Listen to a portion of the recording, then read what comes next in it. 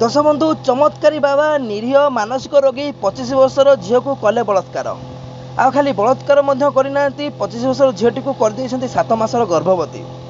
हाँ आज्ञा यही चमत्कारी भंड बाबा जहाँकि बरगढ़ पदमपुर घटनाटी बाबा को पदमपुर बहुत मानुले जे बाबा को बहुत भरोसा करते किंतु ये भंड बाबा जनक एमती दुस्साहस काम आपण मैंने शुणिले लज्जाजनक कथा भावे जे कि 25 वर्षर एक कन्या जे कि किसी जानी भल मंद मानसिक विकृत रोगी ताकू सब से बाबा पाखु जाऊला आ बाबा पाखे रोला से झीर घर लोक किसी कहून कारण से बाबा पाखु जाऊला बाबा को बहुत लोक मानुले किंतु यही भंड बाबा से 25 वर्ष झील को बार बार बलात्कार कलापर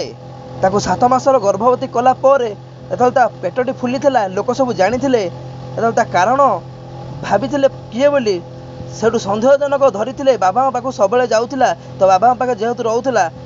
ग्रामवासी आ झीटर परिवार वर्ग बाबा को ही धरी आई बाबा जनक ना थाना अभियोग देते पुलिस इनक्वारी बाबा चेकअप होता चेकअप होगापर एवं बाबा निश्चित जेल जीवे रिपोर्ट आसला पर जना पड़। हाँ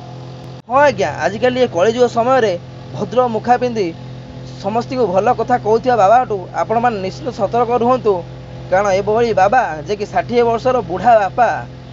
ये बाबा आप भरोसा कौन करेंगे जार बयस चलीगला किंतु एबे प्रेम कर मन जाएनि। चमत्कारी बाबा ए कहते मत 16 पूरी 17 चलला तो मत गोटे 16 बयस झील दरकार आपण मैंने थे भावतु दुनिया के तलू तलू दिन दिन खसी खसी जाऊँगी केते कौन आहरी शुणा बाकी अच्छी दुनिया आहरी केते खराब आड़िकी समय शेष हबार सीमार आसी पहुँचला जोड़ी एमती घृण्य काम देखा मिलूँ।